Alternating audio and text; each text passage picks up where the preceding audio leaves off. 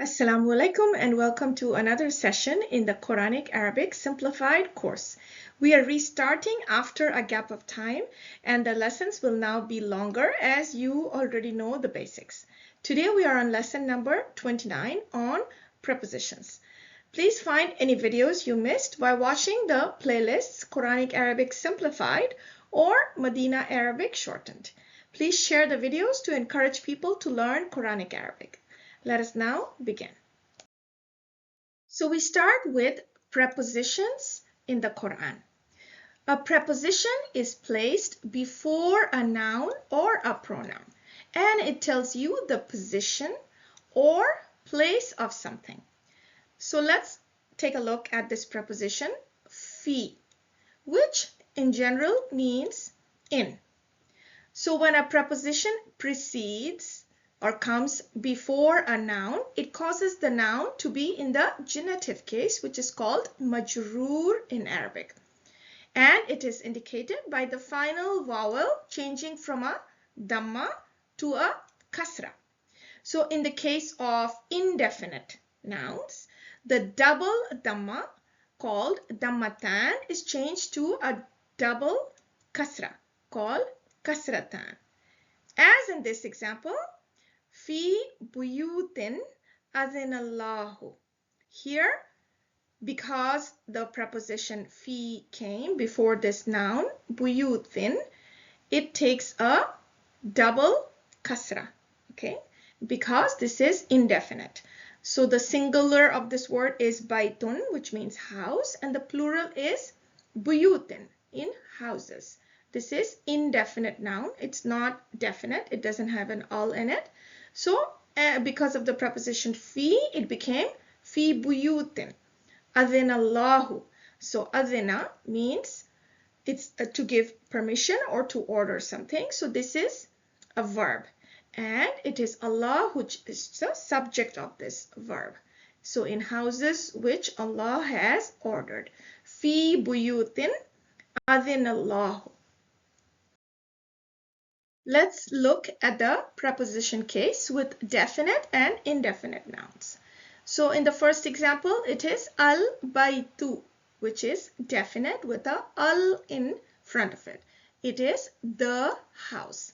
So now if the preposition fi comes before it, it becomes fil bayti with a kasra at the end. So the dhamma changed to a kasra. It means in the house.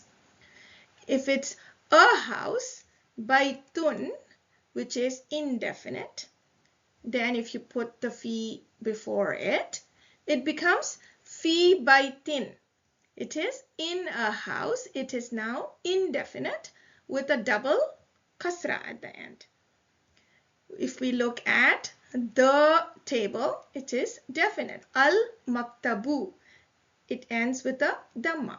But if the preposition ala, which means on, precedes it, it becomes al-maktabi with a kasra on the table. And we say that this noun is majroor because it changed to a kasra. In English, it is called the genitive case. So a preposition in Arabic is called harfu jar. So the literal meaning of harfu jar is a particle of pulling. Why? Because we see how in this example of al-baytu, the tu got pulled to ti because of the preceding preposition fi placed in front of it. It became fil bayti. So that's where it gets this name of harfu jar, the particle of pulling. So fi is in Arabic is called harfu jar preposition, and al-bayti is ismun majrurun. Okay, that is the case of it. And it is also said jarun wa majrurun. It's the same thing. So here are some examples of more prepositions that you will come across in the Quran. So fi, the common meaning is in. Ala, common meaning is on. Min has several meanings, but the most common is from. And ila means to. Ila means to. So again, when a noun is preceded by a preposition, it is said to be in the genitive case. Majrurun, the house. Al-baytu becomes fil bayti, in the house. A house, baytun, becomes fi baytin, in a house. Okay, so fil bayti, meaning in the house, is a phrase in English. It is not a sentence. So in Arabic, a phrase is called shibhul jumlati. So prepositions are particles of jar, harful jar. Examples are min, which means from, ala, which means on or above, fi, which means in. With this example, we see Muhammadun fil bayti. Muhammad is in the house, where Muhammadun is the subject of the sentence, and it is marfu'un with a dhamma ending.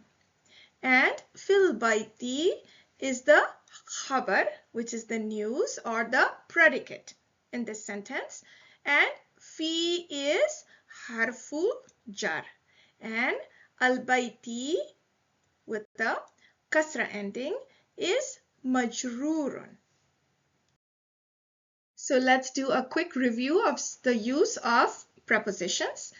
So al-kitabu, if you attach the preposition min, becomes minal kitabi, from the book. Al-baytu, if you attach the preposition min, it becomes minal bayti, from the house. Al-kahfu, if you attach the preposition fi, it becomes fil kahfi, in the cave. Al-bahru, if you attach the preposition fi, it becomes fil bahri, in the sea.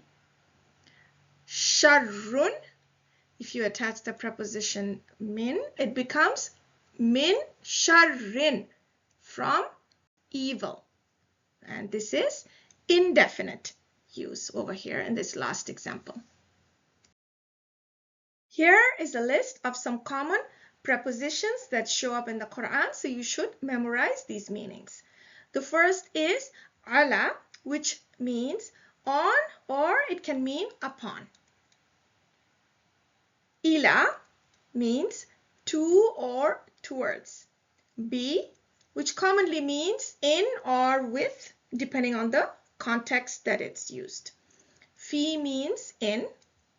Min can be from, or it can be used in a comparative sense, than.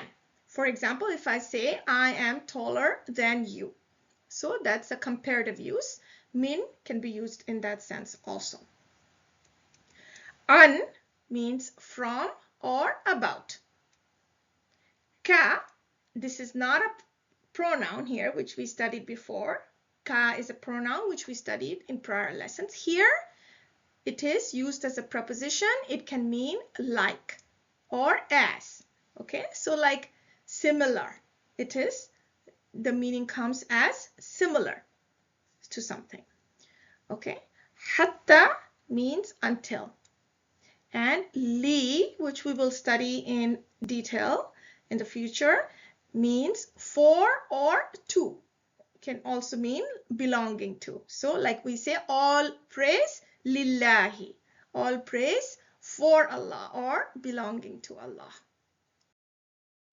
In Arabic, al-jami'atu means university. So if the preposition bi is attached in front of it, it becomes bil jami'ati, to mean at the university or in the university. So al-jami'atul islamiyatu bil madinatil munawwarati. It means Islamic University at Madinah Munawwara. So here the B is the preposition which preceded Madinatil Munawwarati. Let's take a look at some examples now. Fihi means in it. So fi is attached to the pronoun who, which we have reviewed earlier.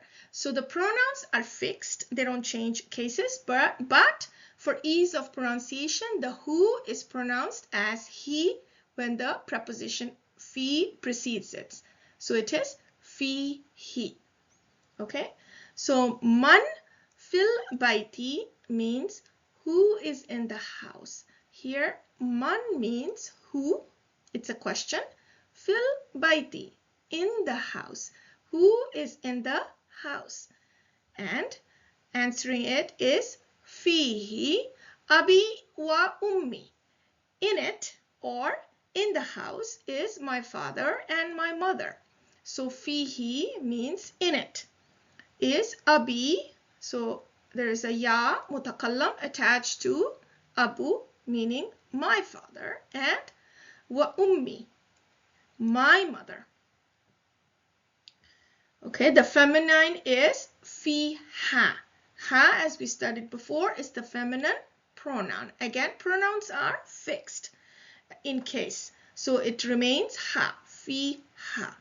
So now man fil gurfati, who is in the room. Man means who, fil gurfati, right? So the T takes a kasra ending because of the preposition fi preceding it. So the answer is fiha akhi. In it is my brother. So fiha means in it, where it refers to the room, and it is ha because gurfati ends with a ta marbuta at the end, which is usually a sign of the feminine gender. So the room in Arabic is feminine because, as we can see, it's ending with a ta marbuta, so it carries a gender of feminine, which is why it is fiha. Okay, and akhi means my brother. So akhun is singular, brother, and there's a ya mutakallam, which is a pronoun to mean my, right? That is attached to this word here, making it my brother.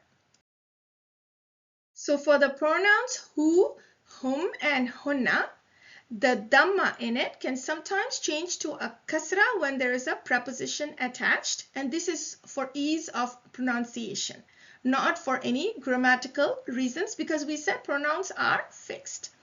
So for example, we say fi kitabihi. Here the fi has made kitabi with a kasra, right? It has made it majroor. So instead of saying who, for ease of pronunciation, we say fi kitabihi. Okay, so the dhamma on the who has changed to a kasra for ease of pronunciation. So if let's look at the sentence here. Aina qalamuhu. Where is the pen?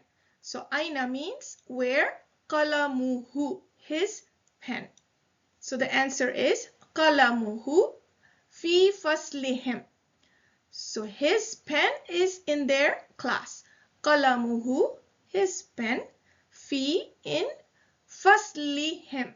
So here fasli is majroor because of the preposition fi, and the pronoun whom becomes him for ease of pronunciation. As we can see in these Quranic examples, same thing. La tukhrijuhunna min buyutihinna. So hunna, the pronoun hunna becomes hinna for ease of pronunciation because it is buyuti because of the preposition min that came before it. This means, and do not expel them from their houses. Another example, waman yakhruj min baitihi, and whoever leaves his home. Again, here it is baitihi. The who becomes he for ease of pronunciation because the preposition min made baiti majroor, so we say baitihi. Let's take a look at another spelling rule for the preposition min. When min is followed by a word with a definite article of al attached to it, we put a fatha on the noon. Let's take a look at it, why that is done. So min has a sukoon on the noon. And notice that the next word al, firstly, there is a sukoon on the lam. So now whenever there's two sukoons, you cannot pronounce it. So in order to pronounce it, a fatha is added on the noon. So it is minal fasli. So this is only done when there's a combination of two letters with a sukoon on them, because you cannot pronounce it. So the fatha is added for pronunciation. So you can say minal fasli. Okay, in most cases of like this, a kasra is added, but in the case of min, a fatha is added. So if I say ana minal fasli, I belong to the class. Again, note the fatha was added. Ana minal fasli. Now, if I say ana min Canada, I am from Canada. Here, we don't need the fatha to be added on the noon. Why? Because there is no meeting of sukoons. It begins with kaf with a fatha on it, which you can pronounce. Okay, so this sentence does not require this addition of the fatha on the noon for min. But in this next example, it is required. If you say al-kitabu minal madrasati, the book is from the school. Here, the fatha is added on the noon of the min. Al-kitabu minal madrasati. Okay, this is done to avoid the two sukoons coming together. So, huwa fi baytiha means he is in her house. Here, huwa is the subject of the sentence. Huwa is the mubtada. Fi baytiha is the predicate or the khabar, which is telling you news about him, right? He is in her house. So this whole phrase, fi baytiha, is the khabar. Okay, so the preposition fi precedes baiti, which is why baiti shows a kasra ending, because it is majroor. And if we look at baytiha, it means her house. It is possessive. And we studied possessive in prior lessons as mudaf, mudaf ilayhi, where bayti is the mudaf and ha is the mudaf ilayhi. The pronoun ha is the mudaf ilayhi. It is attached pronoun to mean her house, denoting possession. So again, take a minute and try to find the preposition in this commonly recited verse. Okay, so now let's take a look at it together. Qul, which means say, A'udhu bi rabbin nasi. So this is a'udhu, means I seek refuge, and it's a verb. So here is your preposition, which is the bi, which is attached to this noun. Rabbi, making it majroor with a kasra. So it means I take protection in the Lord of mankind. So bi rabbin nasi. So now can you tell me what kind of a construction is rabbin nasi based on the prior lessons? So it is a possessive construction, which is called the mudaf, mudaf ilayhi, where rabbi is the mudaf and an-nasi is the mudaf ilayhi, which is why it is also has a kasra at the end, because mudaf ilayhi takes kasra. Okay, so bi rabbin nasi. So now pause this video and try to identify the prepositions in this verse, and please try to identify the nouns that it makes majroor. Okay, so let's take a look at it together. The meaning is who has fed them in hunger and given them security from fear, referring to Allah. So alladhi means the one who, at'amahum min ju'in, so fed them Min, here's your preposition min to mean in or from hunger. Okay, so this preposition has made this word ju'in majroor, and it shows with this a double kasra, okay, at the ending. Wow means and. Amanahum min khawfin. So here it is, has given them security. Min again is the preposition to mean from. And here the next word, khawfin, is majroor, okay, which is fear. So from fear. So this word is majroor because of the preposition min that precedes it. Let's take an example of another preposition. It is ala, to mean on. So in this example, al-qalamu ala al-kitabi. The pen is on the book, right? So al-qalamu is the mubtada, is the subject of the sentence, and the khabar is ala al-kitabi, which is the news, the predicate of the sentence, and we see that ala here is the preposition and it makes the noun after it majroor, as we can see, with a kasra ending. So now let's take the next verse to study the preposition ala, which means on or upon. So here Allah has set a seal upon their hearts and upon their hearing, and over their vision is a veil for repeated disbelief in Allah. So here ala means on or upon qulubihim. So qulub is a noun and it is majroor here with a kasra. And qulubihim, so it is attached to this pronoun him, their hearts. Okay, wa means and, ala sam'ihim.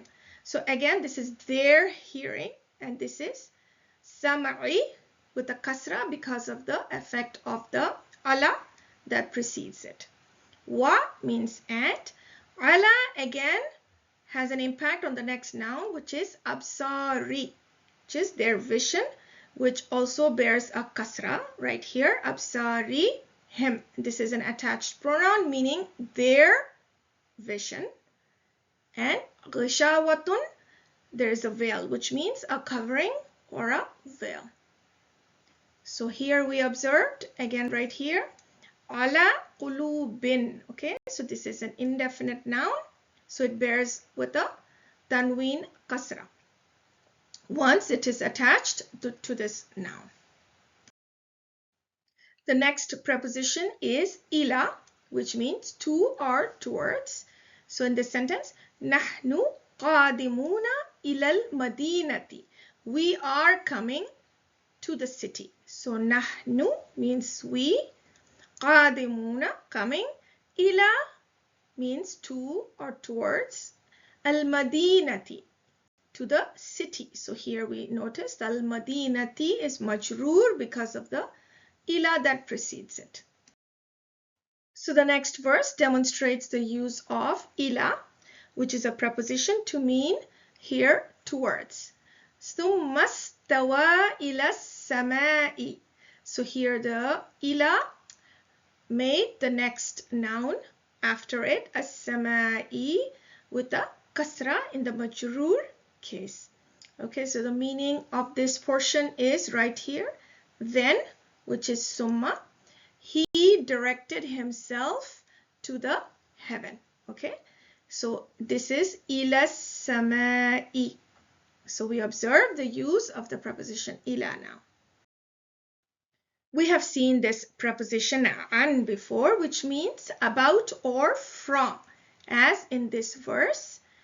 Here it is, anil yamini, which means from the right. And here we see there is a kasra on al-yamini because of the an that preceded it.